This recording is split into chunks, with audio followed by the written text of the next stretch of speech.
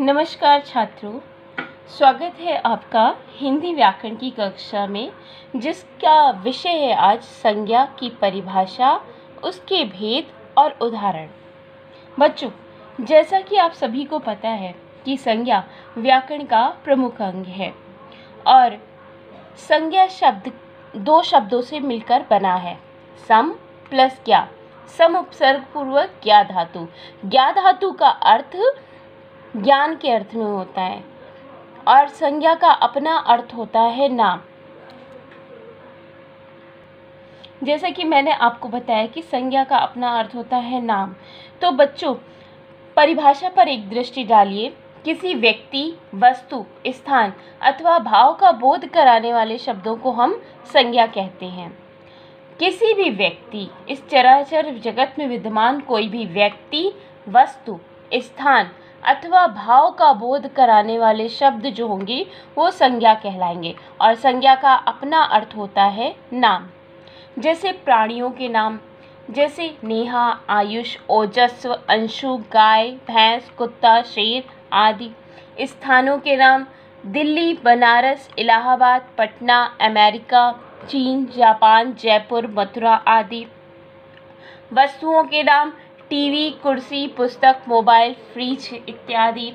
भावों के नाम, सुंदरता, बुढ़ापा, मिठास, बदबू, बुढ़ापा आदि। तो बच्चों इस प्रकार ये स्पष्ट हुआ कि किसी भी व्यक्ति, वस्तु, स्थान अथवा भाव का बोध कराने वाले शब्दों को हम संज्ञा कहेंगे। अब आगे बढ़ते हैं संज्ञा के भेद की तरफ। तो बच्चों संज्ञा के निम्नलिखित 3 भेद होते हैं। पहला व्यक्तिवाचक संज्ञा, दूसरा जातिवाचक संज्ञा और तीसरा भाववाचक संज्ञा। व्यक्तिवाचक संज्ञा, बच्चों जो संज्ञा शब्द किसी विशेष व्यक्ति, वस्तु, स्थान या प्राणी का बोध कराते हैं वे व्यक्तिवाचक संज्ञा कहलाते हैं। जैसे रजनीश, लखनऊ, गंगा, हिमालय, कामायनी, पूर्व दिशा, दीपावली आदि। यानी जो भी संज्ञा शब्द वाक्य में प्रयुक्त हुए, जो भी संज्ञा शब्द हमें किसी विशेष व्यक्ति, स्थान, वस्तु या प्राणी का बोध कराए, वे व्यक्तिवाचक संज्ञा के अंतर्गत कहलाएंगे। जातिवाचक संज्ञा, जो संज्ञा शब्द अपनी संपूर्ण जाति का बोध कराते हैं उन्हें जातिवाचक संज्ञा कहते हैं। जैसे आपके समक्ष वाक्य है, किसान हल जोतता है, तो किसान हल जोतता है, इस वाक्य में किसान शब्द कहने से हमें कृषकों की संपूर्ण वर्ग, समुदाय या जाति का बोध हो जाता है, तो किसान जातिवाचक संज्ञा के अंतर्गत आता है। मजदूर, लेखक, मोर, गाय आदि, हाथी, नदी, पूर्व, पुस्तक, शहर आदि शब्द ऐसे हैं जो जातिवाचक संज्ञा के अंतर्गत आते हैं और ये अपने पूरे समुदाय का बोध कराते हैं। इसी तरीके से बच्चों भाववाचक संज्ञा, यानी जो संज्ञा शब्द किसी वस्तु या व्यक्ति के गुण, दोष या भाव, दशा, व्यापार या मन के भाव का बोध कराए, उन्हें भाववाचक संज्ञा कहते हैं। बच्चों भाववाचक संज्ञा को पहचानने का एक बहुत ही आसान तरीका है कि वाक्य में प्रयुक्त भाववाचक संज्ञा शब्द देखे नहीं जा सकते, उन्हें सिर्फ अनुभव किया जा सकता है, महसूस किया जा सकता है। जैसे मानवता परम धर्म है, मित्रता अत्यंत आवश्यक है। इसी तरीके से मुझे बहुत प्यास लगी है। अब प्यास शब्द भाववाचक संज्ञा के अंतर्गत है और प्यास को देखा नहीं जा सकता, उसे सिर्फ अनुभव किया जा सकता है।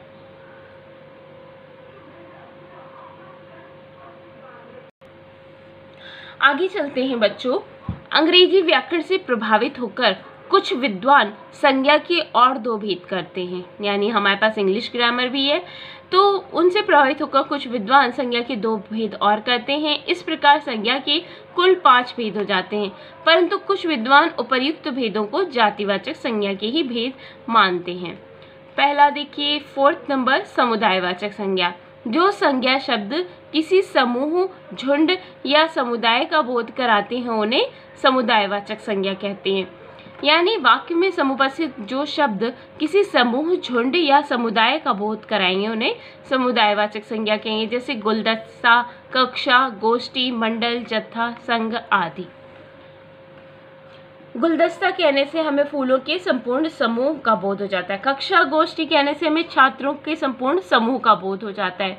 इसी तरीके से संघ, जत्था शब्द और मंडल ये सभी अपने समूह या वर्ग का बोध कराते हैं। पांचवा भेद है द्रव्यवाचक संज्ञा। जिन संज्ञा शब्दों से किसी द्रव्य, पदार्थ अथवा धातु का बोध हो उन्हें द्रव्यवाचक संज्ञा कहते हैं, जैसे चांदी, कोयला, घी, दूध, तेल, चावल, दाल, आटा आदि। हिंदी व्याकरण में समुदायवाचक या द्रव्यवाचक संज्ञा को जाना जा सकता है। यानी कुछ संज्ञा शब्द ऐसे हैं जो किसी द्रव्य या पदार्थ या धातु का बोध कराएं, जैसे चांदी कहने से हमें एक द्रव्य का बोध होता है, कोयला आप सभी जानते हैं घी पदार्थ है, दूध द्रव्य है, तेल द्रव्य है, चावल पदार्थ है, दाल, आटा आदि द्रव्य हैं। तो ये कहने से हमें कुछ विशेष द्रव्यों का बोध हो जाता है। आगे चलिए भाववाचक संज्ञा की रचना। भाववाचक संज्ञा शब्द जातिवाचक संज्ञा, सर्वनाम, विशेषण, क्रिया तथा अव्यय से बनते हैं। प्रश्न उठता है भाववाचक संज्ञा शब्दों की रचना कैसे होती है? तो इन पांचों संज्ञा के भेदों में एक भाववाचक संज्ञा है जो इन चार प्रकार के शब्दों से बनती है। पहला जातिवाचक संज्ञा शब्द आप जानते हैं, सर्वनाम यानी प्रोनाउन, क्रिया वर्ब और विशेषण। बच्चों आपके सामने कुछ उदाहरण दिए हुए हैं जिनसे जातिवाचक संज्ञा से भाववाचक संज्ञा बनाई जाती है। जातिवाचक संज्ञा द्वारा माता से बना मातृत्व, दानव से बना दानवता, मानव से बना मानवता, राष्ट्र से बना राष्ट्रीयता, विद्वान से बना विद्वत्ता।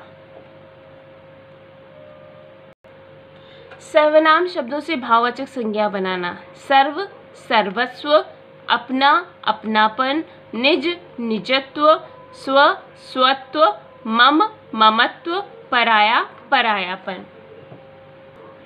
क्रिया शब्दों से भाववाचक शब्द बनाना, जैसे पढ़ना क्रिया है पढ़ाई, पूजना पूजा, पहनना पहनावा, दौड़ना दौड़, बुनना बुनाई, भूलना भूल। विशेषण शब्दों से भाववाचक संज्ञा बनाना, यथा होशियार होशियारी, मुक्त मुक्ति, चतुर चतुराई, उदार उदारता, बूढ़ा बुढ़ापा। तो बच्चों इस प्रकार हमने आज इस कक्षा के माध्यम से सीखा कि संज्ञा किसे कहते हैं और संज्ञा के लक्षण क्या क्या हैं और संज्ञा के कौन से भेद होते हैं।